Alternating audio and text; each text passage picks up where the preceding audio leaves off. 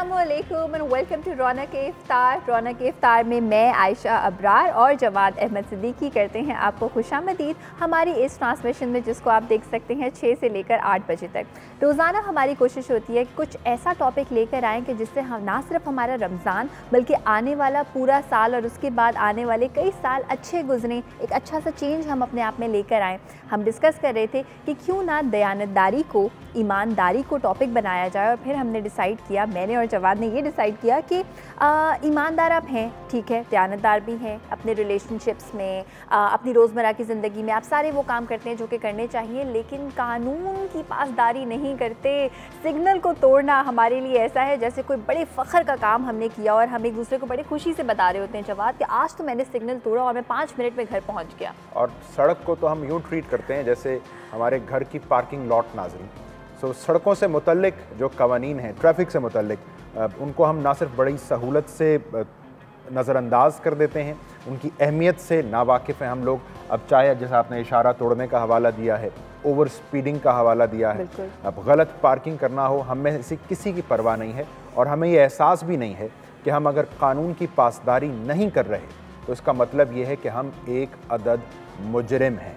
अब ये एहसास अपने अंदर जगाइए कि खुदा के बनाए हुए क़वानीन को तोड़कर अगर आपको गुनाह मिलता है तो ये क़वानीन जो आसपास हमारी इस्लाह और ज़रूरत के तहत बनाए गए हैं, इनको तोड़कर आप बाकायदा मुजरिम होने के ज़ुमरे में शामिल हो जाते हैं। एब्सोल्युटली। तो ये बड़ी दिलचस्प एक नाज़रीन मौजू है, ईमानदारी और दयानतदारी। ईमानदारी जिसको फ़ी ज़माना बज़ाहिर हमें ये लगता है कि इसकी बड़ी अहमियत है, और कैसे कि आपको कोई काम करवाना है तो आपको तलाश होगी कि एक शख्स, मुझे ईमानदार शख्स चाहिए, ईमानदार ड्राइवर चाहिए, ईमानदार कुक चाहिए। सो बड़ी अहमियत है ईमानदारी की, ज़रूरत महसूस होती है आपको, लेकिन ये उतनी ही नापैद है।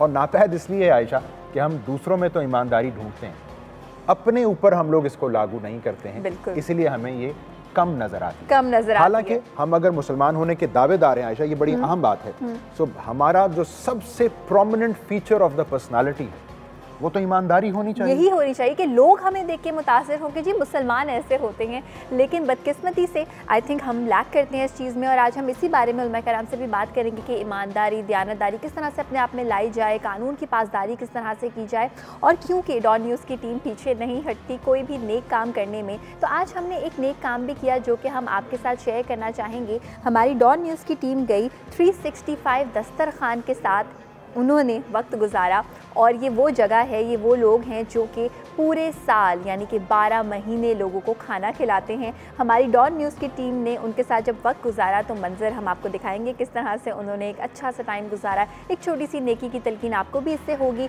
तो चलते हैं इस एक्ट ऑफ काइंडनेस की तरफ और उसके बाद ब्रेक पर जाएंगे और उसके बाद दोबारा से वापस आएंगे।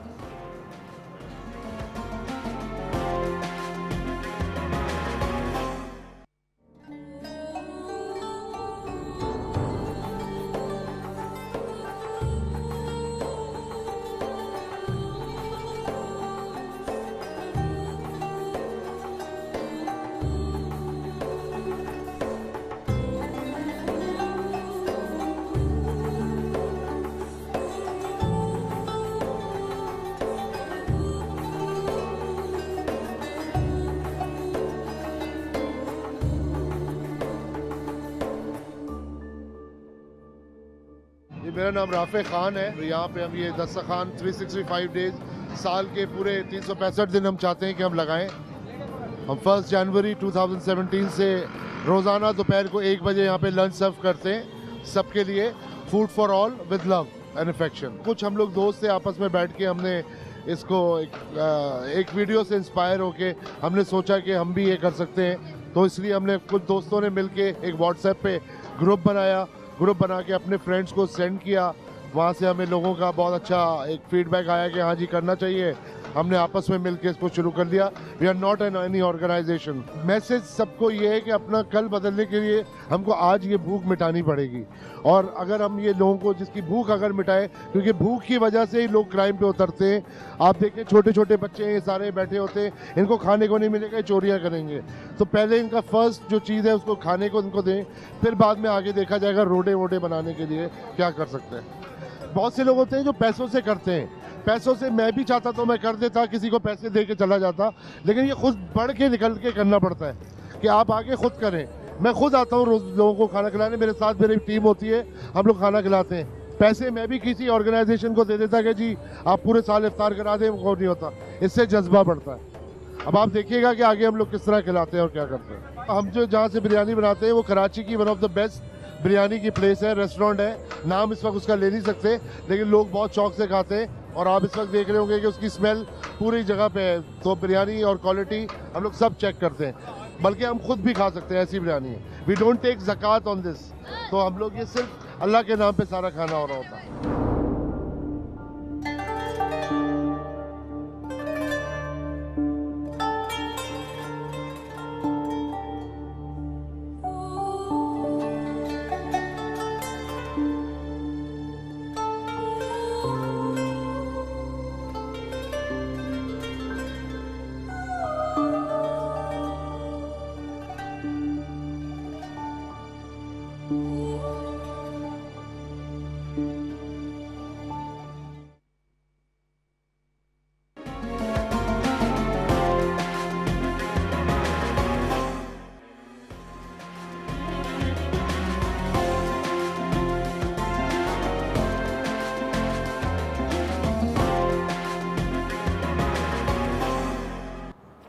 जी welcome back from the break. आप देख रहे हैं रौनक इफ्तार, और रौनक इफ्तार में हमारी जो महक के थ्रू रौनक आती है, जो जायके के थ्रू रौनक आती है, वो शेफ़ लमान मलिक हमारे साथ मौजूद है। वेलकम करते हैं। अस्सलाम वालेकुम। वालेकुम सलाम, कैसे हैं आप? बिल्कुल ठीक ठाक शेफ़, आप कैसे? अल्लाह का शुक्र, ठीक ठाक, मज़े में। शेफ़ आपको पता है जवाद हमारे कॉलर तो नहीं है, जवाद अहमद सिद्दीकी जो है वो हमारे को होस्ट है, जिन्होंने फरमाइश की थी दिल में कि किसी दिन प्रॉन टेम्पुरास बनने चाहिए, और आज प्रॉन टेम्पुरास बन रहे हैं। क्या बात है जवाद, आपने थैंक यू नहीं बोला मुझे।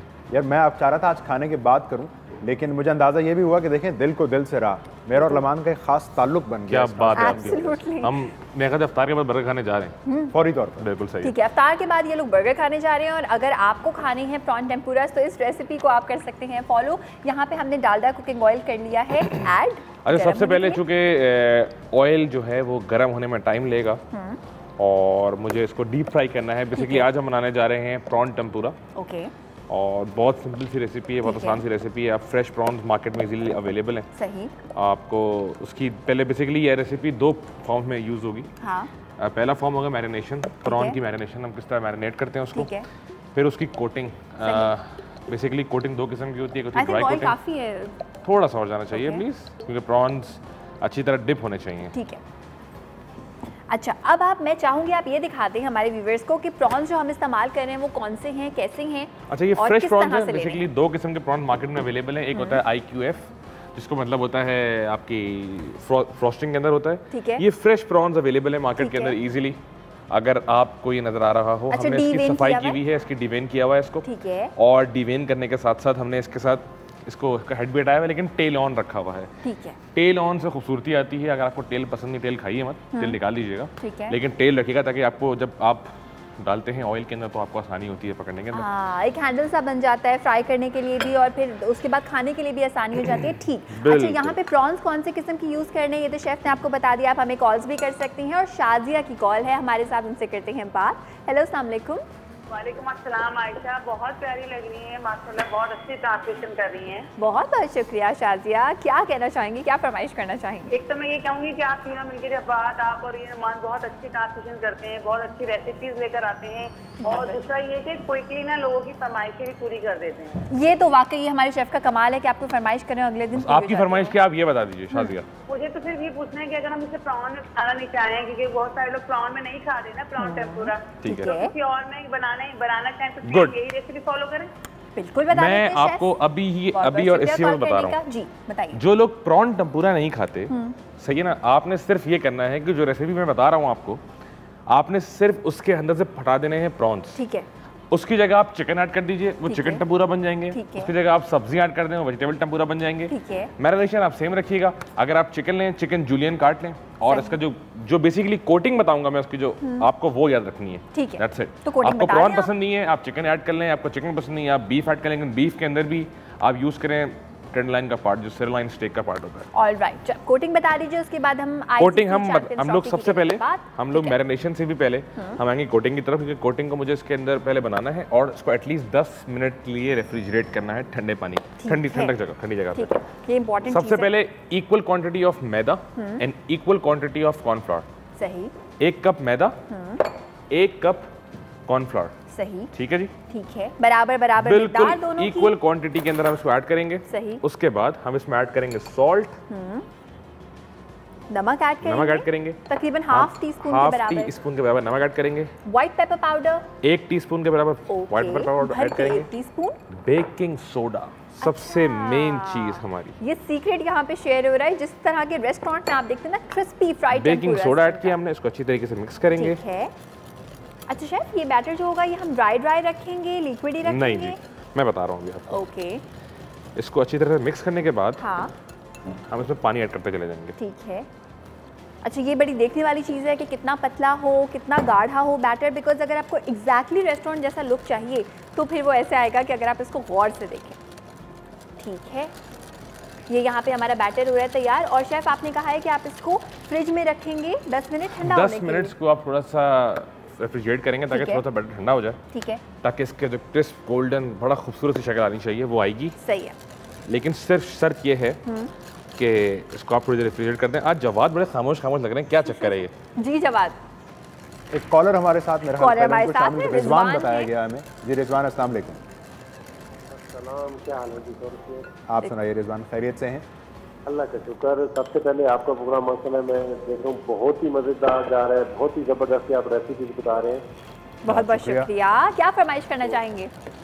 मैं भी जानना चाह रहा था एक रेसिपी के बारे में। मैंने पूछा था कि जब बंदा कभी कभार शहरी के टाइम में बंदा बहुत लेट टाइम होता है, 10 मिनट 15 मिनट रहता है, तो उस वक्त बंदा कोई चीज़ बना नहीं सकता। ठीक है। तो उसको कोई हाल बताएं कि उस टाइम आदमी कौन सी चीज़ यूज़ करे ताकि सारा दिन अच्छा गुजर जाए। ठीक है, अभी बता देते हैं। बहुत अच्छा सवाल है। सवाल क्या था? सवाल इनका ये है कि सहरी के टाइम दिल चाहता है बस कुछ पहले से बना हुआ हो, कुछ बनाने का दिल नहीं चाहता, तो क्या क्या खाया जा सकता है? और सबसे अहम ये कि अगर आपकी आंख ही ऐसे लम्हे पे खुले कि जिस वक्त आप सिर्फ मुंह बना सकते हैं और कुछ नहीं बना सकते, 5 मिनट 10 मिनट रह गए हैं बस सिर्फ, तो अच्छा जब ऐसा हो जाए, वैसे हाँ। असूली तौर पे कभी अगर मेरे से ऐसा हो जाए तो मैं क्या करता हूँ कि मैं सिर्फ 4-5 खजूर खाता हूँ, 1 गिलास दूध पीता हूँ, मेरा पूरा दिन बेहतरीन गुजरता है। खजूर, ये 2-4-6 खजूर खा लिया आपने, सही। और अगर खजूर में बादाम हो तो क्या ही बात है। अदरवाइज आपने करना ये है कि अगर कोई चीज़ आपकी आंख पहले खुल रही है तो आप उसका प्रेप पहले कर लें। मेरे ख्याल से कोई भी चीज़ 10 से 15 मिनट में तैयार हो सकती है।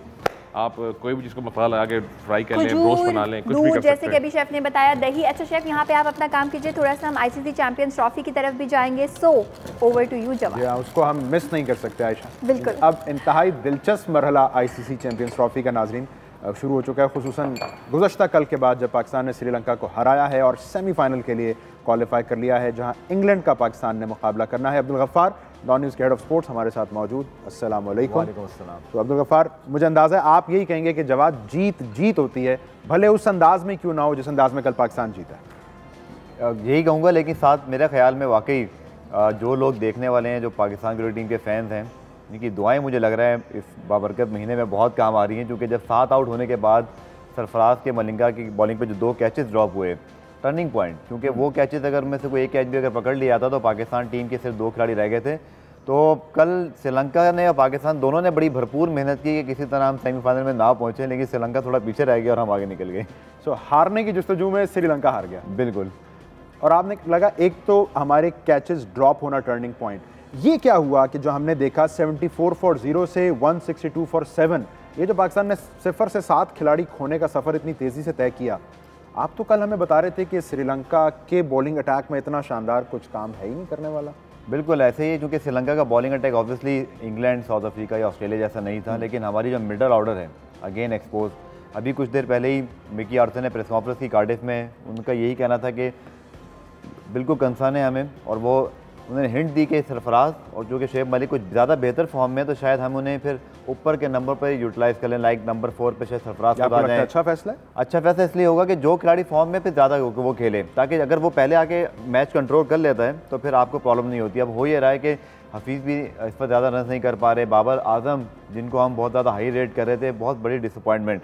क्योंकि ऐसे टूर्नामेंट जवाब आईसीसी इवेंट्स जो होते हैं, इस पर पूरी दुनिया की नज़रें होती हैं। जो एक अच्छा टैलेंट लाइक हसन अली ने अपने आप को मनवा लिया, फ़खर जमान ने 2 इनिंग में दुनिया को बता दिया। स्टीफन फ्लेमिंग भी उनके लिए ट्वीट कर रहे हैं, माइकल वॉन भी उनके लिए बात कर रहे हैं, डैरेन सेमी भी कर रहे हैं। ये वो एक हाइप है, ये वो एक स्टेचर है जो बैट्समैन या क्रिकेटर अपना खुद क्रिएट करता है एक बड़े मैचों में परफॉर्म करके। बाबर आजम ने डिसअपॉइंट किया, उम्मीद है कि कल वो एक बड़े मैच में एक अपनी फॉर्म दिखाएं, लेकिन उनकी वजह से फिर हफीज़ रन नहीं कर पा रहे, शोएब मलिक की इनिंग कोई बड़ी नहीं हो पा रही, तो पाकिस्तान का मिडल ऑर्डर बहुत ज़्यादा प्रेशर में है। और यही सबसे बड़ा कंसर्न होगा।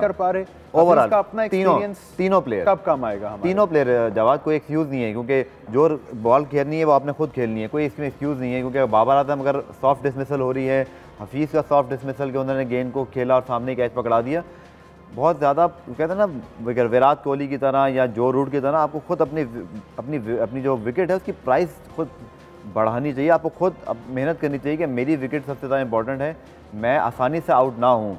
लेकिन मुझे लग नहीं रहा कि ये कोई इतनी डिटर्मिनेशन है पाकिस्तानी प्लेयर्स में।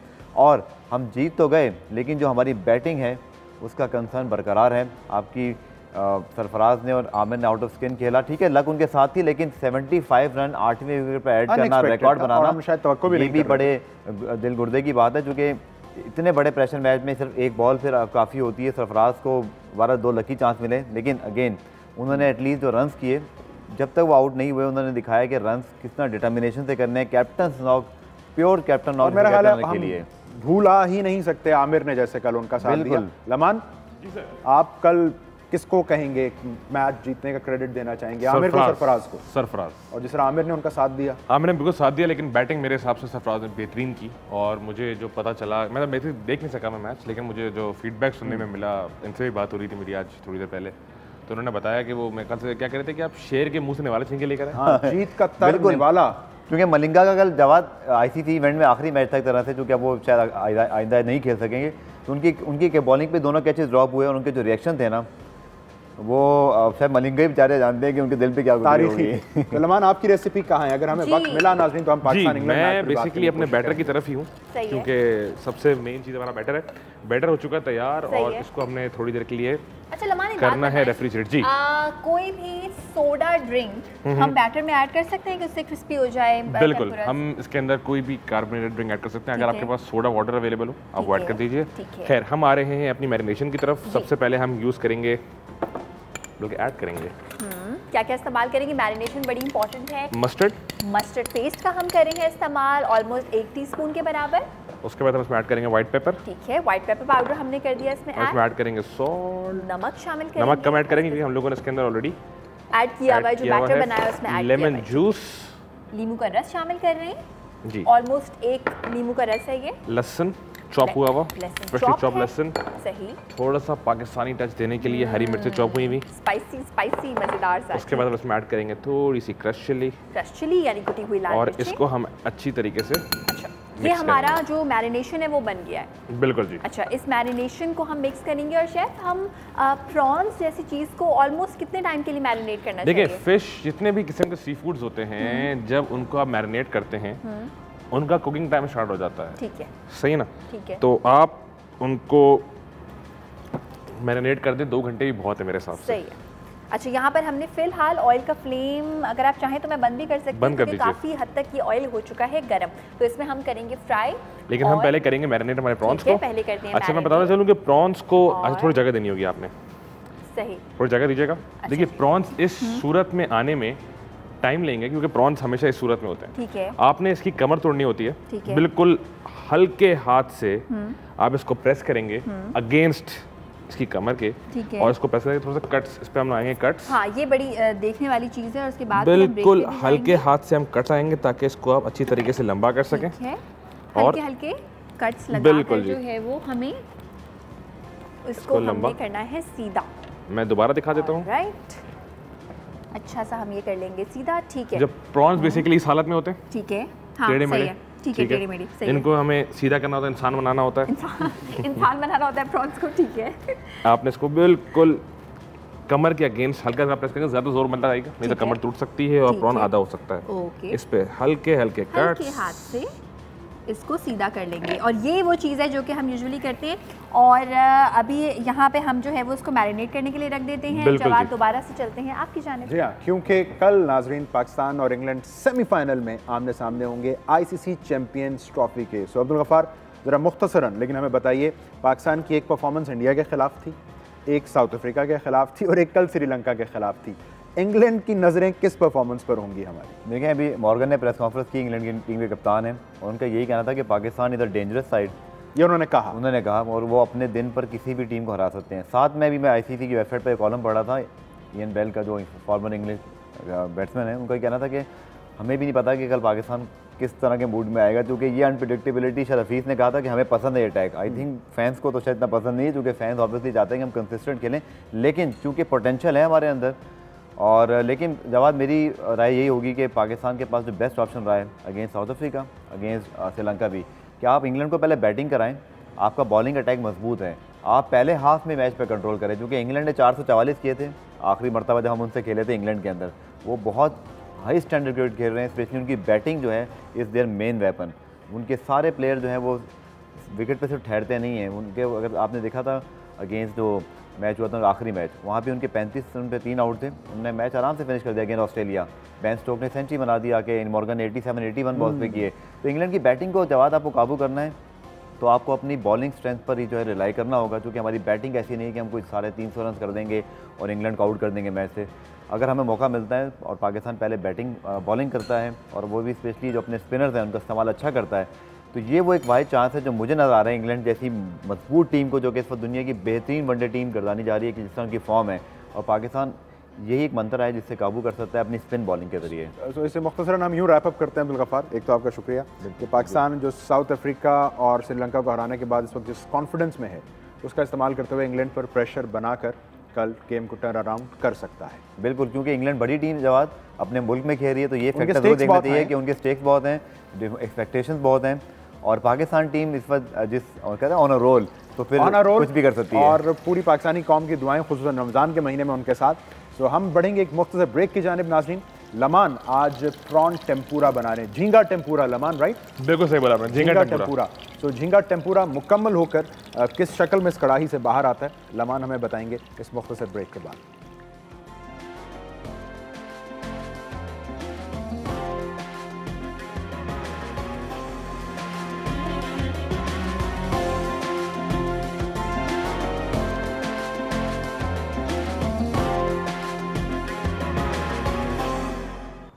जी जनाब, वेलकम बैक टू रौनक इफ्तार। रौनक इफ्तार में शेफ़ लमान मलिक हमारे लिए बना रहे हैं प्रॉन टेम्पूरास, बिल्कुल वैसे जैसे रेस्टोरेंट्स में बनते हैं। इससे पहले कि शेफ़ की जानिब जाएं और रेसिपी देखें, आपको ये बता दें कि जब आप इन प्रॉन टेम्पूरास को बनाएंगे हाथ भी आपके होंगे गंदे, और खाने से पहले, उनको पकड़ने से पहले आपने अपने हाथ धोने हैं लाइफ बॉय से, क्योंकि लाइफ बॉय नया सिल्वर जो है वो बहुत ही अच्छी तरह से जरासीम का करता है खात्मा।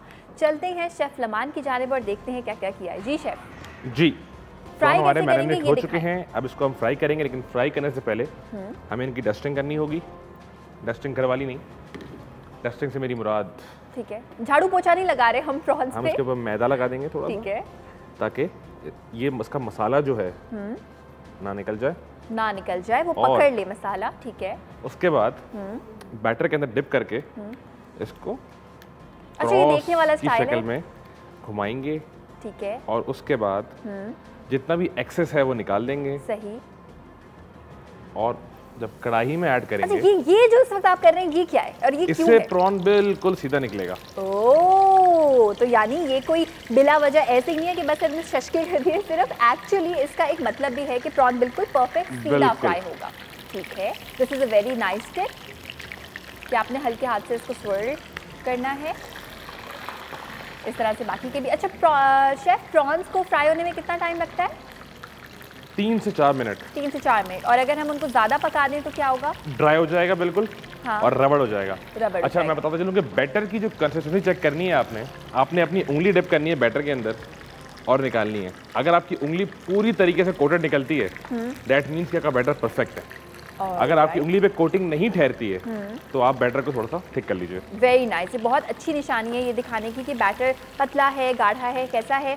तो शेफ, हम चाहेंगे कि आप यहाँ पे आराम से फ्राइंग करें, क्योंकि हम ये भी चाहते हैं कि सिर्फ ये 4 ना फ्राई हो, बाकी के 4 भी फ्राई हो। तो तब तक हम हमारी गेस्ट की जानिब भी चलते हैं और बातचीत का सिलसिला करते हैं कंटिन्यू। और शेफ, जब सारे फ्राई हो जाएंगे तो फिर आप हमें बता दीजिएगा, ठीक है जी? ठीक है, चलिए जी। इसके साथ साथ सेहत का ख्याल रखना जवाब मुझे लगता है बड़ा ही ज़रूरी है। बिकॉज हम डॉक्टर्स के पास जाते हैं जब एसिडिटी की शिकायत होती है, बहुत सारे पकौड़े समोसे खा लिए होते हैं, लेकिन हर्बलिस्ट एक ऐसी शख्सियत हैं जिनसे अगर हम कंटिन्यूस राब्ते में रहें तो हमें डॉक्टर्स के पास जाने की ज़रूरत ही नहीं पड़ेगी। हर्बलिस्ट हमारे साथ मौजूद हैं डॉक्टर फराह नाज, वेलकम करते हैं। अस्सलाम वालेकुम। वालेकुम अस्सलाम, कैसे हैं आप लोग? बिल्कुल ठीक ठाक। मैडम आप कैसी हैं? मैं बिल्कुल ठीक हूँ और आप दोनों बहुत अच्छे लग रहे हैं, आपको बड़ा कूल कलर पहना है। Thank you. ये कौन से हर्ब से मिलता है, किसी जड़ी बूटी से मिलता है? बहुत सारे हर्ब से मिलता है। अब ये तो बिल्कुल एक पैरेट कलर है बेसिकली, और मतलब थाइम का जो होता है, थाइम के आपको फ़ायदे आगे चल के बताऊंगी, बहुत सारे हैं, तो थाइम से काफ़ी मैच करता है। तो टू स्टार्ट ऑफ डॉक्टर साहबा, हर्बलिस्ट बुनियादी तौर पर हिकमत से मुतल्लिका ये शोबा है? जी बिल्कुल, हिकमत से मुतल्लिका शोबा है। और हिकमत थोड़ी सी यहाँ के चेंज इस तरह हो जाती है कि एक तो हिकमत में आपको पता है कि पॉइंट्स हमें पता होते हैं कि हम आपकी नस पकड़ के बता सकते हैं कि आपके साथ इशू कहाँ से शुरू है और कहाँ तक है, इसकी प्रॉपर एक प्रैक्टिस होती है। एज़ वेल एज़ कि आपको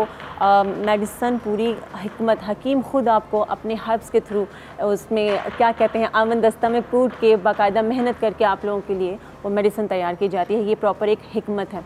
और हर्बिस्ट बेसिकली हर्ब्स को जानना, सही आपको पता होना चाहिए कि आपके इर्द गिर्द यहाँ पर घर में जो प्लांट्स लगा रहे हैं, आप अपने कमरे में जो फ्लावर्स रख रहे हैं, उनके फ़ायदे क्या हैं? सिर्फ उनको खूबसूरती के लिए लगाया जा रहा है या उनसे आप सेहत भी हासिल कर रहे हैं? तो ये चीज़ें हम आपको बता रहे हैं। अच्छा, तो डॉक्टर फराह, ऐसे कौन कौन से जड़ी बूटियाँ हैं जो हम घरों में आसानी से उगा सकते हैं? पत्ते, कोई भी ऐसी चीज़ें जिसका हमें फ़ायदा भी है या तो किचन में मौजूद हो कि बस फ़ायदा ही फ़ायदा है उनका?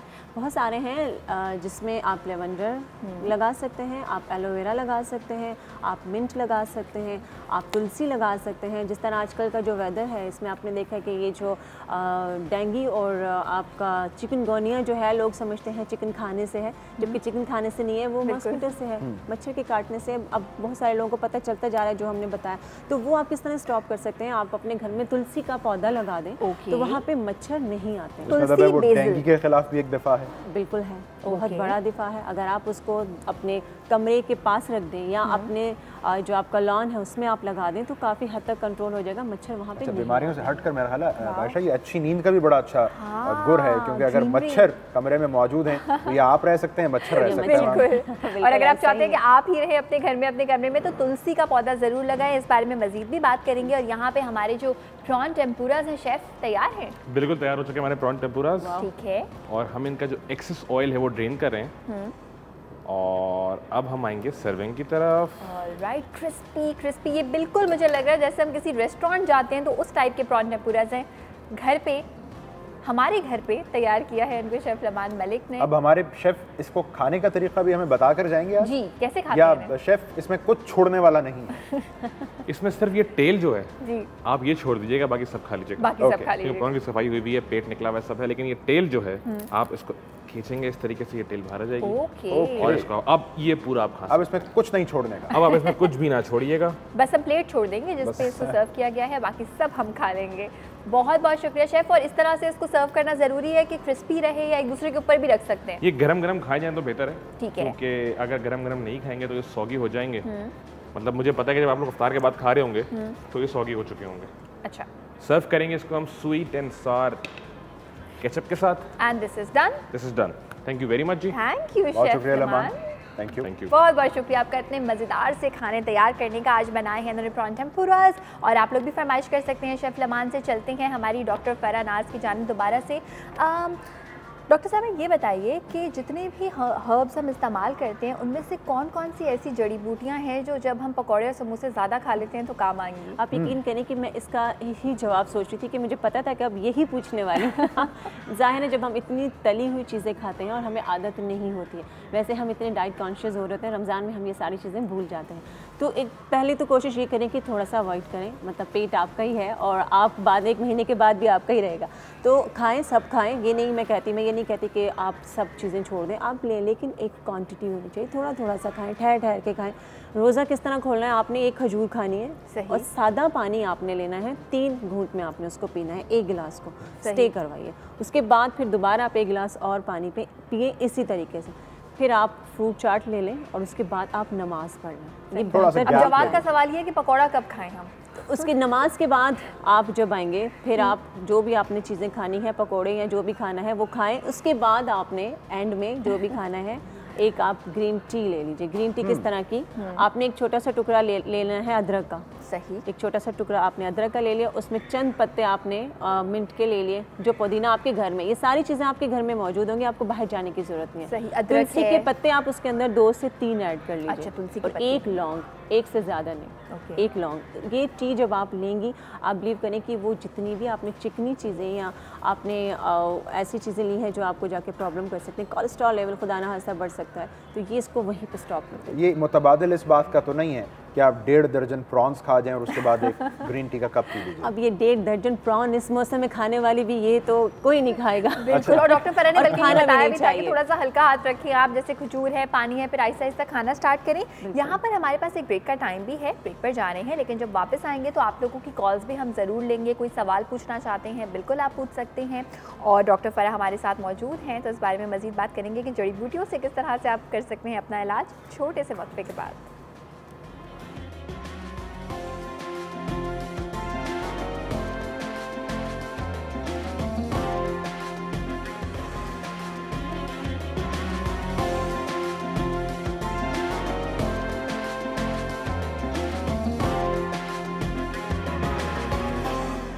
Welcome back from the break viewers, और आप देख रहे हैं रौनक के इफ्तार। और रौनक के इफ्तार में आज हम बात कर रहे हैं जड़ी बूटियों के बारे में, और जड़ी बूटियों से रंग आप किस तरह से अपना जो है वो गोरा कर सकते हैं। ये बहुत ही ऐसा सवाल है जिस पे आई एम श्योर कि आप भी अब सुनेंगे कि किस तरह से गोरा कर सकते हैं। मैं बहुत गौर से सुन रहा हूं। बिल्कुल, और कर भी सकते हैं गोरा या नहीं कर सकते, उसके बारे में डॉक्टर फराह आपको बिल्कुल बताएंगे। लेकिन उनकी जाने बढ़ने से पहले आपको ये बता दें कि रमज़ान के महीने में दिल चाहता है नेकियां करने का, सवाब कमाने का, दुआ पढ़ने का, नमाज़ पढ़ने का। ये सारी खूबसूरती रमज़ान के महीने से बिल्कुल एसोसिएटेड है, लेकिन एक और भी बहुत ही खूबसूरत सा एहसास एसोसिएटेड है, और वो ये है कि आप किसी की मदद करें। जब आप किसी की मदद करते हैं तो आपको कुछ नहीं पता कि आपकी एक छोटी सी नेकी, आपकी एक छोटी सी मदद इबादत का रूप इख्तियार कर सकती है। और ऐसा कहना है सर्फ एक्सेल वालों का, तो ज़रूर किसी की मदद कीजिए और इस छोटी सी इबादत में शामिल हो जाइए।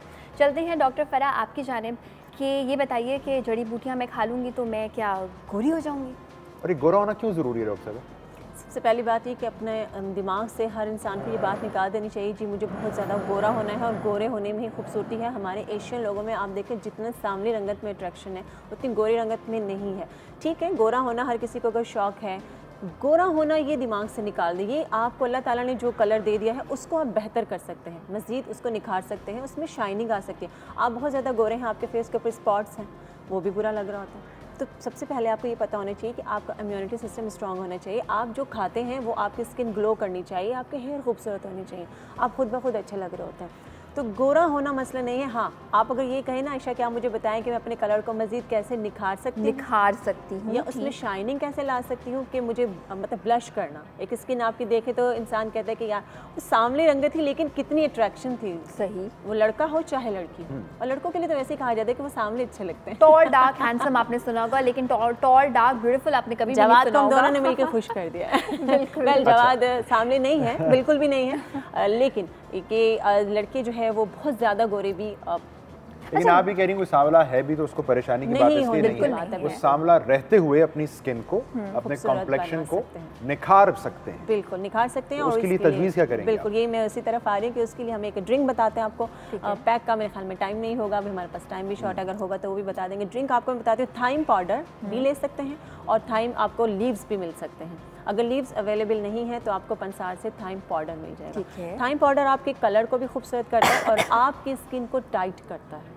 अगर आप चाहते हैं कि आप वक्त के बाद कहीं जाके आप अपने आप की स्किन लटके नहीं, तो थाइम को अपने घर पे ले आइए और उसका आप इस्तेमाल करें। आपने क्या करना है कि 1 टीस्पून लेना है, आपको टेबल स्पून नहीं, टी जो चाय का छोटा चम्मच होता है वो आपने लेना है। आपने 1 गिलास दूध लेना है, उसके अंदर 1 चम्मच थाइम पाउडर डालना है, चंद पत्ते उसमें आपने पुदीने के ऐड करने हैं, मिंट के, और उसके अंदर 1 अदद लीमू आपने छिलकों के साथ आपने उसके अंदर डालना है।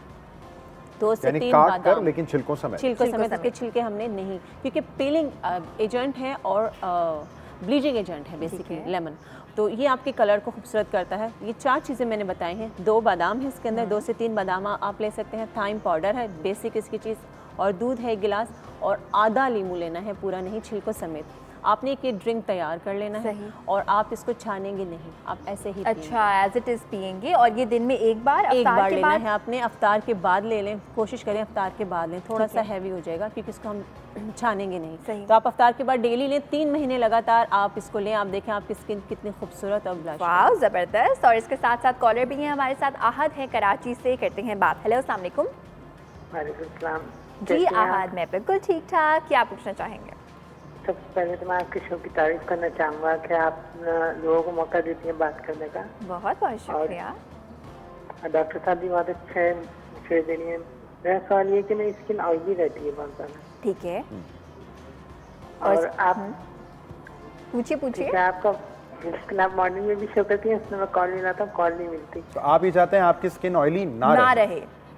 जी बहुत बहुत शुक्रिया कॉल करने का। जी ऑयली स्किन वाले क्या करें, कोई मास्क कोई चीज़? बहुत सारी प्रॉब्लम। अच्छा ऑयली स्किन इतनी जो आपकी आइडियल बेसिकली आपने भी सुना होगा जो स्किन है वो ऑयली स्किन ही होती है क्योंकि वो उसकी एक बेबी स्किन रहती है, ऑयल रहता है तो स्किन बेबी रहती है और उसमें ड्राइनेस नहीं आती है, उसमें लाइनिंग्स नहीं आती हैं और आप बुढ़ापे की तरफ बड़ी देर से जाते हैं। लेकिन सबसे ज़्यादा केयर भी आपको इस स्किन की करनी होती है। आप अगर बाहर जा रहे हैं, धूप में जा रहे हैं, कहीं भी जा रहे हैं, सन ब्लॉक लाजमी अपनी ज़िंदगी का हिस्सा बना लें।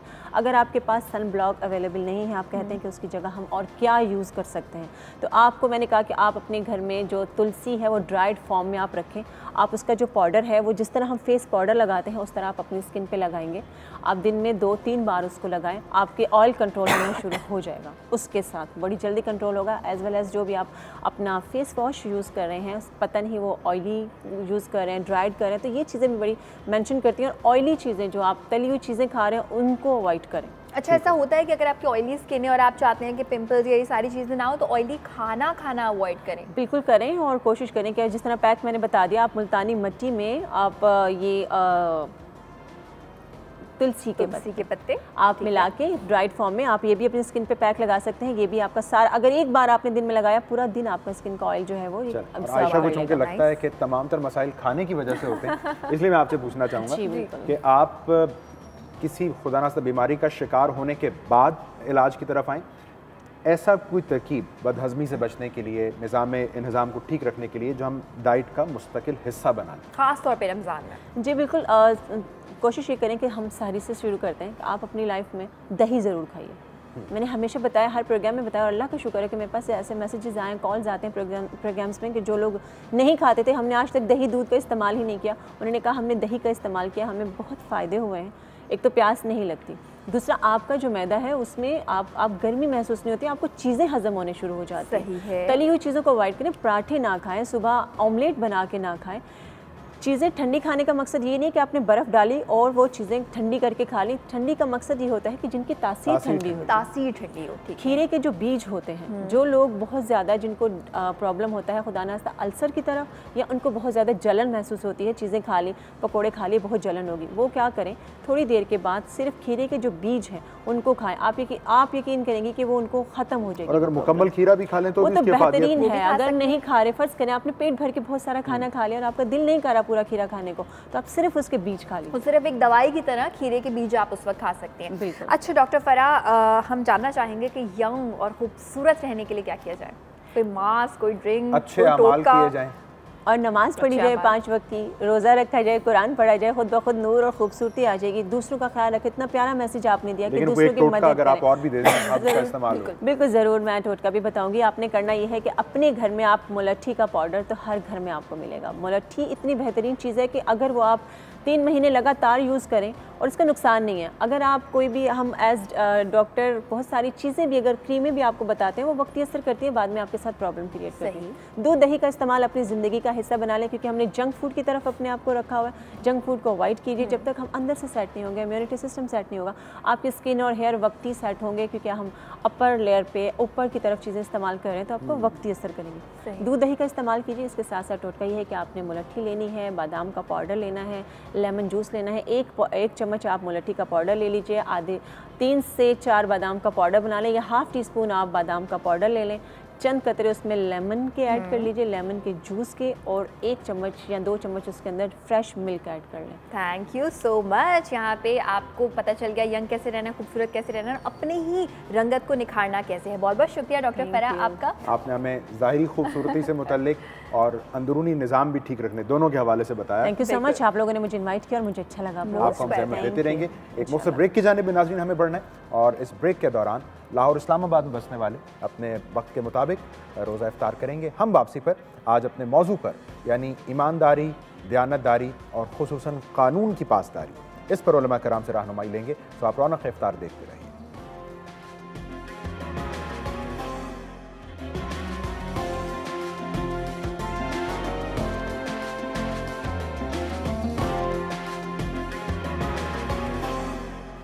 जी वेलकम बैक। आप देख रहे हैं रौनक के इफ्तार, और रौनक के इफ्तार में आज हम बात करेंगे ईमानदारी के हवाले से, दयानतदारी के हवाले से, और इसके साथ साथ कानून की पासदारी के हवाले से। आप लोग हमें कॉल्स भी कर सकते हैं और कोई भी सवाल हो तो पूछ सकते हैं। इससे पहले कि हम हमारे उलमा कराम की जानिब बढ़ें और उनसे सवालात करें, आपको ये बताते चलें कि अब आप टेलीनॉर का इस्तेमाल बहुत ही आसानी से कर सकते हैं, और वो ऐसे कि अगर आप परेशान हैं कि आप अपना मोबाइल डाटा खोलते हैं और इंटरनेट पैकेज कहीं चला जाता है और एकदम से वीडियो स्ट्रीमिंग आप नहीं देख सकते हैं, तो 1 घंटा पूरा आप वीडियो स्ट्रीमिंग कर सकते हैं। एंजॉय सिर्फ 8 रुपये आपको देने पड़ेंगे, और टेलीनॉर के 4G के थ्रू आप बहुत ही आसानी से वीडियो स्ट्रीमिंग एंजॉय कर पाएंगे। चलते हैं हमारे उलमा कराम की जानिब और उनसे सवालात का सिलसिला करते हैं। और आयशा, इससे पहले कि हम आज के मौजू पर उलमा कराम से यानी डॉक्टर रिजवी साहब से, नूर रहमानी साहब से रहनुमाई लें, नाज़रीन अगर हम इस्लामी तारीख़ में देखें तो आज का दिन अब 2 हवालों से इंतहाई अहम दिन। हम कोशिश कर रहे हैं कि जो तारीख़ी हवाला जात हैं वो भी हमारी गुफ्तगू का बाकायदा हिस्सा रहें। आज इस्लामी तारीख़ में इस्लामी तारीख़ का पहला ग़ज़वा यानी मुसलमानों ने नबी अकरम सल्लल्लाहु अलैहि वसल्लम के हमरा मैदान जंग में पहली मरतबा उतरे। ग़ज़वा बदर की तारीख़ आज यानी 17 रमज़ान, अगर मैं गलत नहीं नूर रहमानी साहब, और हज़रत आयशा रज़ी अल्लाह ताला अन्हा का यौम विसाल। सो इन दोनों हवालों से हम चाहेंगे कि हम मुख्तसरन गुफ्तगू ज़रूर करें। सो नूर रहमानी साहब, हज़रत आयशा रज़ी अल्लाह ताला अन्हा का यौम विसाल, इस हवाले से मैं चाहूँगा हम गुफ्तगू करें, फिर ग़ज़वा बदर पे हम रिज़वी साहब से बात करें। तमाम तारीफ़ें अल्लाह सुब्हानहू व तआला के लिए, और दुरूद सलाम अल्लाह के रसूल, हम सब के आका, हम सब के मौला हुज़ूर मोहम्मद मुस्तफ़ा सल्लल्लाहु अलैहि वसल्लम। हज़रत आयशा सिद्दीक़ा तैयबा ताहिरा रज़ियल्लाहु तआला अन्हा वो अजीम शख्सियत हैं कि जिनकी तहारत, इस्मत, पाकीज़गी का बयान सूरह नूर की मुतअद्दिद आयात में अल्लाह सुब्हानहू व तआला ने इरशाद फरमाया है। हज़रत आयशा सिद्दीक़ा तैयबा ताहिरा रज़ियल्लाहु तआला अन्हा वो खातून हैं जिनसे नबी अलैहिस्सलातु वस्सलाम बहुत ज़्यादा मोहब्बत फरमाया करते थे। आपने फरमाया कि जिस तरह खानों में सरीद को फ़जीलत हासिल है, इसी तरह आयशा को तमाम औरतों में फ़जीलत हासिल है। और फिर अल्लाह के नबी फरमाते हैं, आप मौजूद हैं, आयशा नबी अलैहिस्सलाम मौजूद हैं, आपने फरमाया अन्ना जिब्राईल यक़रउ अलैकिस्सलाम या आयशा, आयशा तुम्हें जिब्राईल आए हैं और अल्लाह सुब्हानहू व तआला का सलाम लेकर तुम्हारी खिदमत में और तुम्हें अल्लाह का सलाम दे रहे हैं। अल्लाह के नबी सल्लल्लाहु अलैहि वसल्लम आयशा से बहुत ज़्यादा मोहब्बत फरमाया करते थे। ये मुहद्दिसा हैं, ये मुफस्सिरा हैं, ये फ़क़िया हैं। अकाबिर अस्हाब रसूल सल्लल्लाहु अलैहि वसल्लम तशरीफ़ लाते थे, पर्दे के पीछे आपसे सवाल करते थे और आप उन्हें फ़तवा जारी फरमाती थी। और नबी पाक सल्लल्लाहु अलैहि वसल्लम कितनी मोहब्बत फरमाते थे, कितनी शफ़क़त फरमाते थे। आप अगर अहादीस रसूल सल्लल्लाहु अलैहि वसल्लम पढ़ते हैं तो आपको अंदाज़ा होता है कि नबी पाक, उम्मे सलमा रज़ियल्लाहु ताला ये भी हुज़ूर की वाइफ है। लोग होता ऐसा था कि जब हुज़ूर के हुजरे में या हुज़ूर की जिस दिन बारी होती थी कि आपको हज़रत आयशा के पास जाना है, वहाँ असहाब रसूल ज़्यादा ताइफ़ देते थे। तो उम्मे सलमा भी हुज़ूर की वाइफ थी, एक पूरा हुज़ूर की ज़ौजा का एक पूरा एक ग्रुप था, तो जिनकी लीडर उम्मे सलमा थी। हुज़ूर के पास भेजा कि जाओ उम्मे सलमा तुम जाओ और कहो कि जिस दिन आयशा के कमरे में आपकी बारी होती है ये सारे सहाबा ताइफ़ देते हैं और हमारे जब बारी होती है ताइफ़ नहीं मिलते। तो अल्लाह के नबी के पास भेजा कि उम्मे सलमा को आपने फरमाया मुझे आयशा के बारे में अज़ियत ना दो, मुझे अल्लाह ने इसके दिल में, मेरे दिल में इसकी बहुत ज़्यादा मोहब्बत डाल दी है। और फिर घर का रिश्ता किस तरह है, आप फरमाते हैं आयशा से कि आयशा जब तुम मुझसे नाराज़ होती हो, खफा होती हो तो मुझे मालूम चल जाता है। देखिए घर की ज़िंदगी, एक शौहर का अंदाज़ किस तरह होना चाहिए अपनी ज़ौजा से, किस तरह मोहब्बत होनी चाहिए। फरमाया हज़रत आयशा ने फरमाया कैसे, कहा कि जब तुम मुझसे खुश होती हो ना तो कहती हो रब्बे मोहम्मद की कसम, और जब तुमसे नाराज़ सी होती तो तुम कहती हो रब्बे इब्राहिम की कसम। हज़रत आयशा ने मुस्कुरा के कहा कि हुज़ूर मैं सिर्फ ज़बान से आपका नाम नहीं लेती मगर दिल में तो सिर्फ आप ही रहते हैं। और फिर एक मरतबा नबी पाक सल्लल्लाहु अलैहि वसल्लम ग़ज़वा में हज़रत आयशा को लेके जा रहे हैं सफ़र में, काफ़िला थोड़ा आगे निकल गया। आपने फरमाया आयशा, आप और हज़रत आयशा अकेले थे। तो आपने फरमाया आयशा आप हम रेस लगाते हैं दिल जोई के लिए, आयशा हम रेस लगाते हैं। मेरे आका रहमतुल्लिल आलमीन जो साहिब कुरान, जिन पर वही उतरती है, जो ज़मीन से बैठकर चाँद को ऐसे इशारा करें तो चाँद 2 टुकड़े हो जाए, ऐसे दरख्त को इशारा करें दरख्त जड़ें निकाल कर दर मुस्तफ़ा में आ जाए और सजदा रेस हो जाए, पत्थर पे इशारा करें तो पत्थर कलमा पढ़ना शुरू कर दे, जबले ओहद पर जाएँ तो जबले ओहद हिलना शुरू कर दे। वो रहमतुल्लिल आलमीन अपनी बीवी से बर्ताव कैसा है। रेस लगी, नबी इस्लाम जो है वो पीछे हुए, हज़रत आयशा जीत गई। कुछ अरसे के बाद जब हज़रत आयशा का वज़न थोड़ा बढ़ गया, आप फरबा हो गई, फिर एक ग़ज़वा के अंदर ऐसा मौका आया कि काफ़िला आगे निकल गया। अब आप हज़रत आयशा नबी इस्लाम साथ मौजूद थे। आपने कहा आयशा आप दोबारा रेस लगाते हैं, रेस लगाया, इस मरतबा नबी अलैहिस्सलाम जीत गए। तो आपने फरमाया आयशा ये उस रेस का बदला है जो पहले हमने लगाई थी और तुम जीती थी, आज मैं जीता हूँ। यानी एक मोहब्बत का अंदाज़ है। अगर हम इन नफूस क़ुदसिया की ज़िंदगी को देखें तो हमारे घर भी जन्नत के टुकड़े बन सकते हैं। एक मरतबा एक ऐसा वाक़या कि आप हज़रत आयशा पानी पी रही हैं, पानी पी रही हैं, आका सल्लल्लाहु अलैहि वसल्लम फरमाया कि आयशा मुझे भी थोड़ा सा बचा के पानी देना। आपने पानी दिया, कहा आयशा तुमने कहाँ से पिया था? जिस जगह से आयशा ने पिया था वहाँ से आका सल्लल्लाहु अलैहि वसल्लम ने पिया। ये मोहब्बत का एक तकाज़ा था कि मियाँ बीवी की मोहब्बत किस तरह होना चाहिए। हज़रत आयशा की बहुत सारी फजीलत है, इंशाल्लाह फिर कभी मौका मिला। बस सबसे बड़ी फजीलत तो ये है ना कि आप नबी अलैहिस्सलाम की ज़ौजा हैं, उसी फजीलत कुरान की मुतअद्दिद आयात नाज़िल हुई हैं। एक मौसम ब्रेक की जानिब बरोजी साहब, फिर हम चाहेंगे कि ब्रेक के बाद आज के मौजू से पहले आप ज़रूर ज़रा रोशनी डालें कि ग़ज़वा बदर का मैदान 313 मुसलमान और अपने से 3 गुना बड़ी फ़ौज पर किस तरह उन्होंने किस जज्बे का इस्तेमाल करते हुए काबू पाया। तो एक मौसम ब्रेक की जानिब नाज़रीन हमें इसलिए बढ़ना है क्योंकि कराची में वक्त इफ्तार है, अज़ान मगरिब का वक्त है अब से चंद लम्हों में, उसके बाद हाजिर होते हैं। सो इन मौज़ूआत पर गुफ्तगू करते हैं।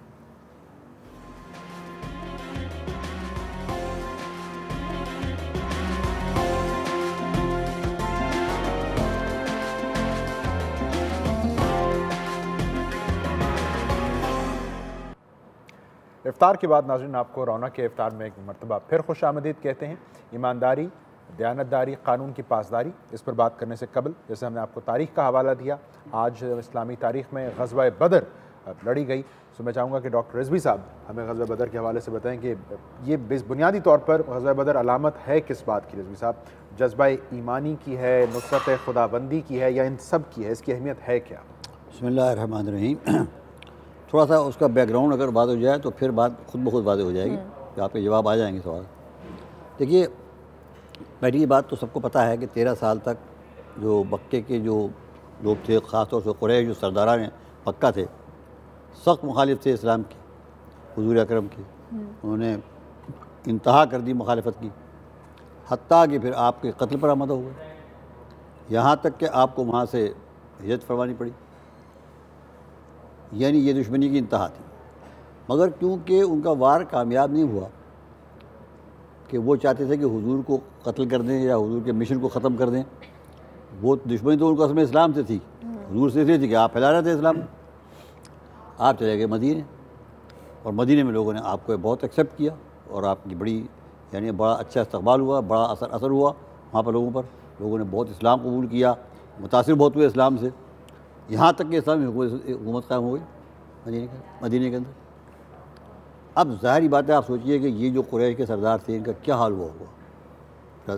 जो बिल्कुल ख़त्म करना चाहते थे वो देख रहे कि अब तो बराबर के स्टेट में गई, मुकाबले में आ गए, तो आग उनके सीने पर जो थी वो भड़क उठी। ये तो इंतहा हो गई कि एक आदमी अकेला कसब पुरसी के आलम में चंद आदमी उसके मानने वाले, और अब वो एक बाकायदा पूरे यानी इलाके का मालिक हो गया और उसके बड़े लोग मानने वाले उसके। बर्दाश्त नहीं हुआ इससे। बिलाखिर वही हुआ जो अरब में, वैसे भी अरब में इंतकाम का अरबों का अंदर बहुत ज़्यादा वो है, इंतकामी जज्बा पैदा हो गया, भड़क आग की तरह से। अब वो यहाँ से लेके चले वो अपना लश्कर मुकाबला करने के लिए, और बहरहाल मुसलमान सिर्फ 313 थे, उनके पास सवारियाँ भी बहुत कम थी, 2 या 3 घोड़े थे। ये बहरहाल दौलतमंद लोग थे, वेल एस्टेब्लिश्ड, पुराने, यानी वो थे जमे हुए कारोबारी लोग, पैसे वाले, ग़ुलाम, असलहा, ट्रेन, ग़ुलाम, नौकर, ये वो सारी मौजूद। ये मुसलमान तो बेचारे कसम पुरसी के आलम में थे। अब ये चढ़ाई कर दी। तो पहली बात जो इसमें काबिल गौर बात है वो ये है कि देखिए, इस्लाम तलवार से नहीं फैला, हुजूर ने हमला नहीं किया, अगर हुजूर ने हमला किया होता तो आप कहते हैं इस्लाम फैला तलवार से। सही। हमला किया कुरैश ने, इसलिए जंग जो हुई बदर जो है वो मदीने के करीब, ओहद भी मदीने के करीब है, खंदक भी, एहज़ाब भी मदीने के करीब है। ये पूरा इस बात का सबूत है कि मुसलमानों ने तलवार के ज़रिए से इस्लाम नहीं फैलाया, बल्कि जंग लड़े वो दिफाई जंग। अच्छा रिजवी साहब, इसके बाद क्या हुआ हम ज़रूर जानेंगे, लेकिन कॉलर भी हमारे साथ हैं और फिर हम दोबारा से आ जाएंगे ग़ज़वा बदर की जानिब। मोहम्मद इरशाद साहब मौजूद हैं नवाबशाह से। हेलो, अस्सलाम वालेकुम। वालेकुम सलाम। मेरा सवाल ये है कि ईमानदारी लफ्ज़ की मुझे वज़ाहत करके दिखाएं उलमा इकराम हदीस की रोशनी में से। बिल्कुल, बहुत बहुत शुक्रिया। अभी बिल्कुल हम ईमानदारी के हवाले से भी बात करेंगे सर, हम चाहेंगे आपकी बात कंप्लीट हो और हम पूरा वाक़या सुनें। तो अब बहर खुलासा कलाम ये कि वो लोग आए लड़ने के लिए और उन्होंने बदर मकाम बहुत करीब, मदीने से बहुत करीब मकाम है ये बदर, मेरे ख्याल में शायद कोई 10 मील के फासले पर 80 मील रहमानी से फरमा रहे 80 मील की। तो वहाँ पर वो ये यानी पहुँच गई फौज उनकी, हुजूर मुकाबले के लिए निकले और यहीं पर बदर का मैदान था जहाँ पर ये जंग हुई। उसमें जंग में जब तरीक़ा अरबों का होता है कि वो बड़े बड़े सरदार जो होते हैं पहले आते हैं जंग करने के लिए, वो आए, 3 उनके सरदार आए, बड़े बड़े जो चीफ्टन जिसे कहते हैं। मुकाबले पर अंसार में से 3 आदमी गए मुकाबले के लिए, वो कहने ये हमारे मुकाबले पे नहीं आ सकते, ये हमसे बहुत, ये तकब्बुर देखिए, तकब्बुर, ये तो हमसे मुकाबले में बहुत पस्त होगा, हम सरदार हैं, इतने पूरा अरब हमें जानता है, इतने हम ताकतवर लोग हैं, ये क्या हमारे मुकाबले पर, ये क्या चीज़, ये क्या चीज़ नहीं। तो फिर आपने मुकाबले पर भेजने के लिए हज़रत हमज़ा, हज़रत अली और हज़रत उबैदा, इन तीनों को भेजा। ये तीनों भी गोया कुरैश के वे सरदार थे जो गोया अकाबरीन में शामिल होते थे। मुकाबला हुआ और हज़रत हमज़ा ने अपने मुकाबले को कत्ल कर दिया, हज़रत अली ने अपने मध्य मुकाबले को कत्ल कर दिया वलीद को, और हज़रत उबैदा जो थे क्योंकि वो ज़ईफ़ थे ज़्यादा, वो ज़ख्मी हो गए, लेकिन बिलाखिर हज़रत अली ने उसको भी कत्ल कर दिया जो उनके मुकाबले पर आया। अब जो था जंग का पल्ला भाई हुआ बड़ा, क्योंकि उनके 3 आदमी कत्ल हो गए, फिर उन्होंने फिर पूरा हमला कर दिया, हमलावर हो गए बाकायदा। सही।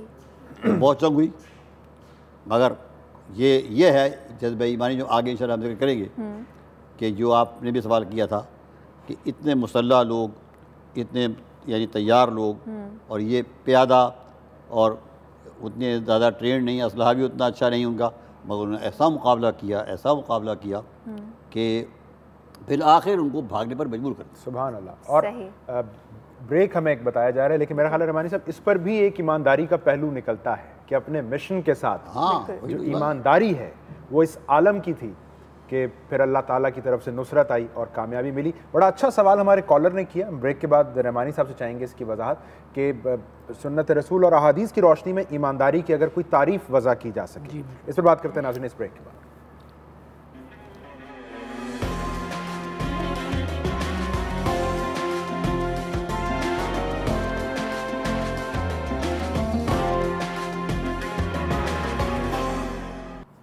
Welcome back. आप देख रहे हैं रौनक इफ्तार, और रौनक इफ्तार में हम बात करेंगे ईमानदारी, दयानतदारी और कानून की पासदारी से मुतालिक। ईमानदारी, ये शख्स ईमानदार है और ये शख्स ईमानदार नहीं है, कैसे कहा जा सकता है? इस्लाम में ईमानदारी के बारे में क्या बताया गया है, जानेंगे रहमानी साहब से। बिस्मिल्लाहिर्रहमानिर्रहीम। क़ाल अल्लाहु तआला फ़िल क़ुरआनिल मजीद वल फ़ुरक़ानिल हमीद इन्नल्लाहा ला युहिब्बुल ख़ाइनीन। अल्लाह सुब्हानहु व तआला ख़यानत करने वालों को पसंद नहीं फरमाता। इन्नल्लाह यअमुरुकुम, अल्लाह ताला तुम्हें हुक्म देता है, तुअद्दिल अमानात, जो है वो अमानतदारी को पूरा करो, अदा करो। ये क़ुरान मजीद फ़ुरक़ान हमीद की तो आयत गिरामी है। हदीस रसूल में ला ईमान, वो मोमिन नहीं हो सकता, उसके पास ईमान, लिमन ला अमानत लहू, जो अमानत को पूरा ना करता वो ईमानदार नहीं हो सकता, वो मोमिन नहीं हो सकता। अमानतदारी है क्या? जो आपने भरोसा किया है, किसी के भरोसे को पूरा अदा करना। जो आपने माल दिया, अब इसकी भी बहुत सारी काइंड्स हो जाएंगी। किसी ने आपको कोई बात भरोसे की बताई है, अब आप पे भरोसा बनता है कि आप उसकी बात को पूरा जहाँ वो कहे उसको अदा करें, वरना आप अपने पास ही रखें। सही। माल के मामलात में आता है कि जो आपको अल्लाह सुब्हानहु व तआला की वजह से कि आप उसने सामने वाले बंदे ने कहा कि भाई जवाद साहब वाकई ईमानदार आदमी है, मोमिन है, अल्लाह उसके रसूल पर ईमान लाते हैं, तो ये मेरे माल में खयानत नहीं करेंगे। भरोसा किया, उसके भरोसे को पूरा अदा करना, ये ईमानदार है। खाइन की सज़ा क्या है? भाई ने सवाल किया था, खान की सज़ा ये है कि नबी पाक सल्लल्लाहु अलैहि वसल्लम एक जिहाद में मसरूफ़ हैं, एक सहाबी हैं कि जो जिहाद कर रहे हैं, सहाबी हैं या शामिल हुए हैं, और सारे सहाबा कह रहे हैं हज़रत ये बड़ा अच्छा लड़ने वाला है। और जब उसका इंतकाल हो गया तो नबी अलैहिस्सलाम ने जो है नमाज जनाजा नहीं पढ़ाई। सही, अल्लाह के नबी ने नमाज जनाजा नहीं पढ़ाई। कहा माल गनीमत में इसने कुछ सामान रख लिया है जिसकी वजह से मुझे हुक्म दिया गया कि मैं इसकी नमाज जनाजा ना पढ़ाऊँ। नमाज जनाजा का मतलब ये होता है कि अगर कोई वली कामिल किसी की नमाज जनाजा पढ़ाए तो जिसकी पढ़ाई जारी होती है उसकी बख्शिश मग़फ़िरत होती है, और पढ़ने वाले में से कोई हो तो उसकी हो जाती है, वरना जो अगर वो बंदा मोमिन है कि जिसका इंतकाल हुआ है तो पढ़ाने वाले की बख्शिश हो जाती है। अल्लाह के नबी रहमतुल लिल आलमीन सिर्फ हाथों को उठा दें तो उसकी बख्शिश और मग़फ़िरत हो जाए, मगर क़यामत तक के लिए एक उसूल दे दिया कि जो खाइन होगी अल्लाह उसके रसूल सल्लल्लाहु अलैहि वसल्लम की नज़र करम उस बंदे पर मौजूद नहीं होगी। इस ज़माने की ख़यानत बहुत सारी है, एक है कारोबारी ख़यानत, एक है वरासत के हवाले से ख़यानत, और एक बनता है ये कानून के हवाले से जो अच्छा ये भी ख़यानत है, जो कानून की पासदारी हम नहीं करते। वरासत की बड़ी ख़यानत ये है कि बाप का इंतकाल हो गया, बेटा जो है वो उनके बाद आया और उसने सारे बहन भाइयों की जो वरासत का हकूक़ था उसको हड़प कर लिया। जो शख्स इस तरह की किसी भी चीज़ को हड़प कर जाता है, याद रखिएगा अल्लाह उसके रसूल सल्लल्लाहु अलैहि वसल्लम की नज़र करम उस पर नहीं होगी। जिस पर अल्लाह के रसूल की नज़र करम नहीं होती उसकी ज़िंदगी से बरकत को उठा लिया जाता है। मैं चाहूँगा आप खुसूसन जो है ना आपने वो कानून की ख़यानत उस पर भी रोशनी डालिए। लेकिन रिजवी साहब ये जो हमारे कॉलर का सवाल है कि अहादीस की रोशनी में ईमानदारी की कोई मुफस्सिल तारीफ़ हमारे सामने आती है? देखिए बहुत आसान बात है, ईमानदारी, ईमान दाश्तन, ईमान रखना, यानी दिल में ईमान का होना। सही। ईमान क्या है? ईमान ये है कि इंसान अक्ल से इस बात को समझे कि एक खालिक और मालिक है पूरी कायनात का। ये कायनात जो है ये अज़ खुद नहीं बन सकती है, न मैं खुद अज़ खुद बन सकता हूँ, कोई बनाने वाला है, कोई मालिक है, वही सब ने उसने बनाया है, वही हमारा खालिक राज़िक़ है, और उसी ने हमको किसी मकसद के लिए पैदा किया है और हमें उसके सामने जाकर अपने अमाल का जवाब देना है। सही। ये है अगर दिल ये बात समझ कर इंसान, समझ से मुराद होता है जब इंसान कन्विंस हो जाए। सही। जब बात कन्विंस हो जाता है तो बात दिल में आ जाती है, वो यानी दिल में आ जाए, ये हमारा मुहावरा है, असल में तो वो मेंटली बिल्कुल कन्विंस हो गया कि नहीं भाई ये बात सही है। अब जब ये बात कन्विंस हो गया कि अल्लाह है और मालिक है और उसने हमें पैदा किया है और वो हमें देख रहा है और हमें उसके बाद जाना है, ये बात अगर वाकई आदमी को मान जाए, वो ये अल्फाज न हों, वाकई उसका असल कन्विंस हो चुका हो, वो दिल में ये बात आ चुकी हो, दिल में ठुक जाए। हुजूर ने फरमाया ईमान वही दिल में ठुक जाए, यानी जहन बिल्कुल पूरी तरीके से कन्विंस हो जाए। अब जाहिर है कि कोई काम भी आप ऐसा नहीं करेंगे कि जो अल्लाह की मर्ज़ी के ख़िलाफ़ हो, कि जो अल्लाह को नाराज़ कर दे, क्योंकि अब ये मानते हैं कि हर फ़ायदा हर नुकसान चाहे दुनिया का हो चाहे आखिरत का हो वो अल्लाह के हाथ में। सही। ये बात जब पैदा हो जाएगी ये बात तो खुद ब खुद, अब देखिए आसान सी बात है, मैं बहुत सिंपल से मिसाल देता हूँ आपको कि यहाँ कोई नहीं है, एक पर्स पड़ा हुआ है, उसमें पैसे भरे हुए, कोई देने वाला नहीं है, भाई तो कोई मसला ही नहीं है, बस जेब में रख लूँ और कोई मसला नहीं, आ गया पूरा पर्स। लेकिन अब यहाँ पर अगर मैं ये मानता हूँ वाकई कि नहीं अल्लाह तो हर कुल्ल शैइन बसीर, हर चीज़ को देख रहा है, वो कुल्ल शैइन मुहीत, हर चीज़ पर अहाता किए हुए हूँ, तो वो तो देख रहा है मुझे, कोई नहीं देख रहा तो उससे क्या फ़र्क पड़ता है। अगर ये मेरा यकीन है कि अल्लाह देख रहा है तो मेरा हाथ बढ़ेगा नहीं वहाँ, अगर बढ़ेगा तो बढ़कर रुक जाएगा। बहुत बहुत शुक्रिया रिजवी साहब। यहाँ पे सर एक छोटे से वक्फे का टाइम भी हुआ है और वक्फे से वापस आकर हम ये बात करेंगे कि ठीक है ईमानदारी ये है, ईमान ये है, लेकिन इस ईमान को अपने अंदर उजागर कैसे किया जाए, इस बारे में बात करेंगे एक छोटी सी ब्रेक के बाद।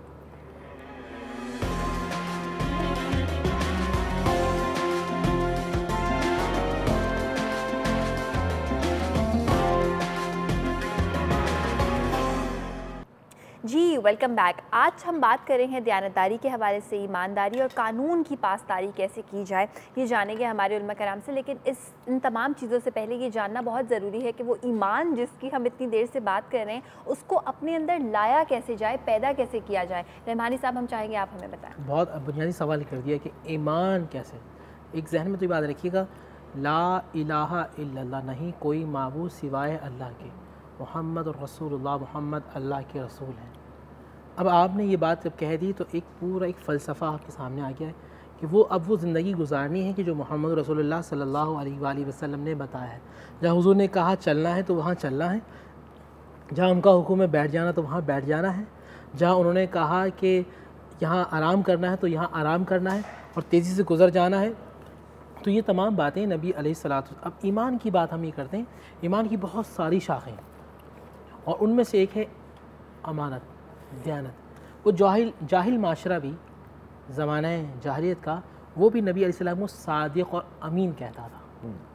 वो तमाम सिफ़ात थी, ये औसाफ़ हमीदा जो हम कहते हैं ना अखलाक में से एक बेहतरीन जो है खुल्क ईमानदारी और दयानतदारी है। हम देखते हैं कि हमारी तारीख़ के अंदर हमें ईमानदारी और दयानतदारी किस तरह नज़र आती है। इमाम आज़म नुमान बिन साबित, इन्हें हम इमाम आज़म अबू हनीफ़ा रज़ियल्लाहु ताला अन्हु कहते हैं, बहुत बड़े कपड़े के ताजर थे। एक मरतबा ऐसा हुआ, देखिए ईमानदारी और दयानतदारी किसे कहते हैं। अबर छाया, तकरीबन 2-2:30 बजे का वक्त हुआ। आप नमाज असर के बाद जो है पढ़ने के बाद जाके दुकान बंद करते थे, मगर आपने तकरीबन ज़ोहर की नमाज की कुछ देर के बाद दुकान बंद कर दी। तो किसी ने पूछा कि भाई कपड़े की दुकान इतनी जल्दी क्यों बंद कर दी? कहा अबर छाया हुआ है, मैं नहीं चाहता कि मेरे पास कोई कपड़े लेने के लिए आए और वो अच्छा समझने के बजाय ख़राब कपड़ा ले जाए, उसको नुकसान हो जाए।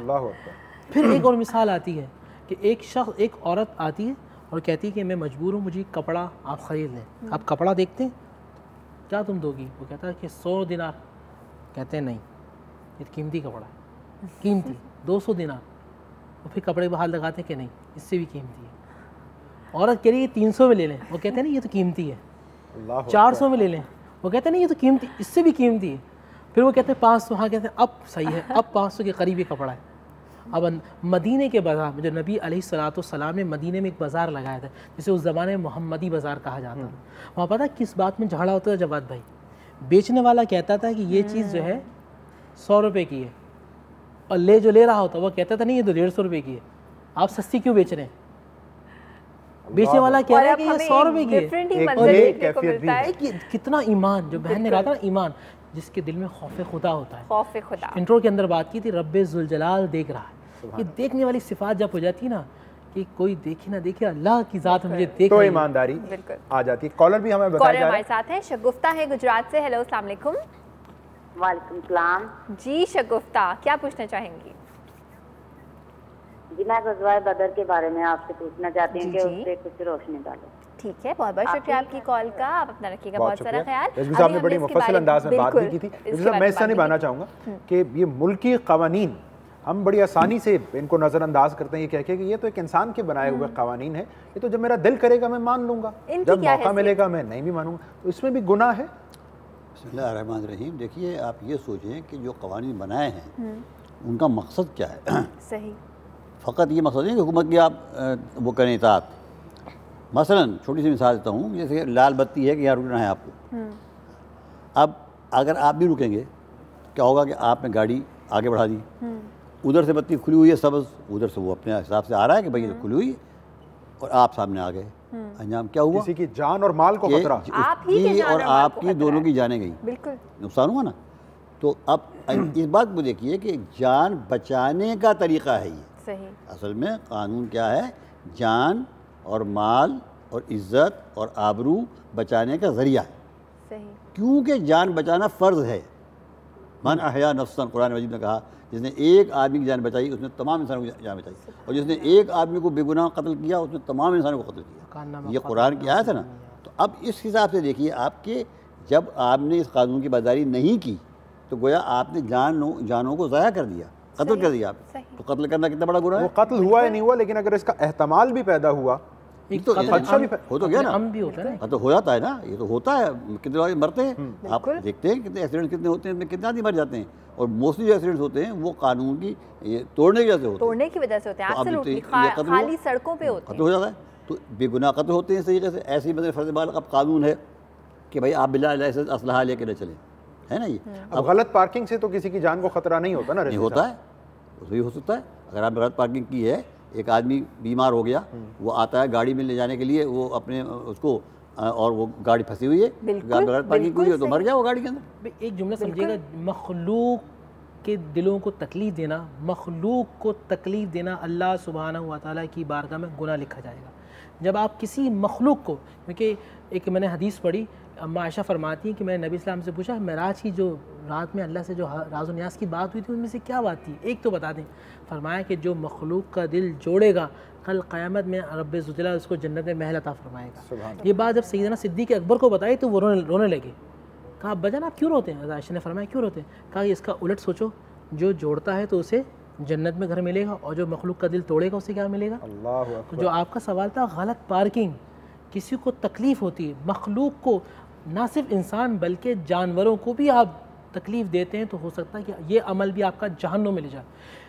रवायत में आता है कि एक औरत थी जो आबिदा भी थी, जाहिदा भी थी, पारसा भी थी, मगर सिर्फ़ और सिर्फ क्यों जहन्नुम में गई? क्योंकि उसने एक बिल्ली को बांध दिया था, जो बिल्ली भूखी प्यासी मर गई।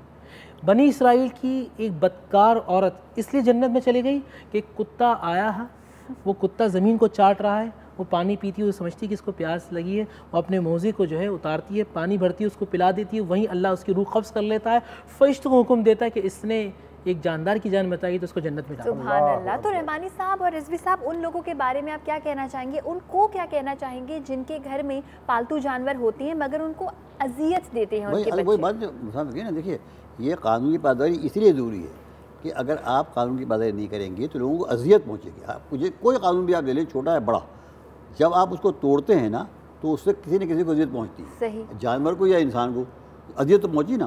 वो अजियत जो है सबसे बड़ा ये जो है कानून का मकसद यही होता है कि लोगों को अजियत न पहुँचे, तो अजियत से बच जाएँ। मसलन असलहा की मैं मिसाल दे रहा था मैं आपसे, भाई लाइसेंस दे, कहीं लिखा शरीयत में, कहीं लिखा शरीयत में लिखा हुआ नहीं है कि साहब आप लाइसेंस दें तो आप असलहा लेकर चल सकते हैं, वरना नहीं चल सकते। लेकिन अब क्या है, अगर आपने इस कानून को नहीं माना तो क्या होगा कि वो आदमी कि जो अहल नहीं है इस बात का कि असलहा रखे, वो रखेगा असलहा अपने पास, मैं जसारत अगर यूज़ करेगा। मैं अगर जसारत कर पाऊँ, अब घर अगर मुकम्मल तौर पर कुंडी की बिजली पर चल रहा है और आप पंखे के नीचे सहूलत से नमाज अदा कर रहे हैं, तो ये क्या कैफियत? चोरी ऐसी बात बिल्कुल, इसकी बिल्कुल सिंपल सी मिसाल ऐसी है जैसे चोरी कपड़े पहन कर मैं नमाज पढ़, चोरी करके कपड़े नमाज पढ़ रहा हूँ, तो नमाज तो पढ़ने चोरी के कपड़े तो आप पहने में, तो मतलब चोरी हो रही है। डॉक्टर साहब आज जो है वो एक साहब ने मुझसे सवाल पूछा, सवाल क्या था उनका सुनिएगा। कहने का शैतान तो बंद हो गया, तो क्या शैतान के इलेक्ट्रिक को अपना एजेंट बना के गया? जो इतनी लाइट जा रही है, अच्छा, जो इतनी तकलीफ में लोग, देखिए कितनी अमवात हुई हैं, ये भी हमें सीरियस नोट पे समझना चाहिए कि कितनी अमवात हुई है। सैयदना उमर बिन खत्ताब एक दिन बैठकर मस्जिद नबवी में रो रहे हैं, मिंबर रसूल पे बैठकर रो रहे हैं। कहा क्यों रो रहे हैं? कहा मैं खौफ है मुझे कि दरियाए नील पे अगर कुत्ता भी मर गया तो अल्लाह ताला उमर से पूछेगा। तो जो जितने लोगों की जानें गई हैं, जानें जा रही हैं, गर्मी है, जो गरीब इलाके हैं, गरीब ज़दा इलाके हैं, वहाँ लाइट जो है वो इसको मुख्तसरन हम यूँ कर लेते हैं कि आप इबादत के लिए अगर खल्के खुदा को किसी हवाले से अगर तंगी या जहमत का सबब, आप मस्जिद गए हैं नमाज़ पढ़ने पर, लेकिन गाड़ी बीच सड़क पार्क कर गए उजलत में, नमाज आपकी जायज़ नहीं होगी। सर जो लोग कुंडा डालते हैं इसका मतलब है कि गुनाह करते हैं। वो जो बात की थी ना, अगर किसी कब्जे की जगह पर मस्जिद बनाएंगे तो वह नमाज नहीं होती। अल्लाह अकबर। बस ये मेरा ख्याल है पेश नज़र रहना चाहिए। बहुत शुक्रिया रिजवी साहब, नूर रहमानी साहब, इस मौजू पर आपने रहनुमाई फरमाई। तो नाज़रीन बस ये रखिए कि मुस्लिम माशरे में, एक मुस्लिम मुल्क में अदम बर्दाश्त जो अब हमारे यहाँ बहुत राइज है, होनी चाहिए, लेकिन ये ईमानदारी ना होने के ख़िलाफ़ होनी चाहिए बुनियादी तौर पर, क्योंकि एक मुस्लिम माशरे में ईमानदार शख्स आपको ढूंढना पड़े, ईमानदारी के लिए जुस्तजू करनी पड़े, ये बात समझ आती नहीं है। सो अगर हमें अदम बर्दाश्त रखनी है तो बेईमानी के ख़िलाफ़ रखनी है, ख़यानत ख़ाइन के ख़िलाफ़ रखनी है, बददियानती के ख़िलाफ़ रखनी है, इससे हट कर नहीं। और जब आप इस दुनिया में रहते हुए ये देखते हैं कि कानून है, कहाँ है, कौन कहाँ मुझे पकड़ेगा, कौन नहीं पकड़ेगा, अगर इसके बजाय सिर्फ हम एक बात सोच लें, एम्बुलेंस को रास्ता देते हुए, गाड़ी गलत ना पार्क करते हुए, कि क्या मैं कोई ऐसा काम तो नहीं कर रहा कि जिससे कोई हर्ट हो, जिससे मैं किसी को नुकसान पहुंचा रहा हूं। अगर आप एक भी जानदार को नुकसान पहुंचा रहे हैं तो यकीनन आप कोई ऐसा काम नहीं कर रहे जिससे अल्लाह ताला खुश हो। इसी नोट के साथ करते हैं आज के शो का इख्तिताम, और अब मुलाकात होगी कल एक नई ट्रांसमिशन के साथ। तब तक के लिए अपना बहुत सारा ख्याल रखिएगा। अल्लाह हाफ़िज़। अस्सलाम वालेकुम।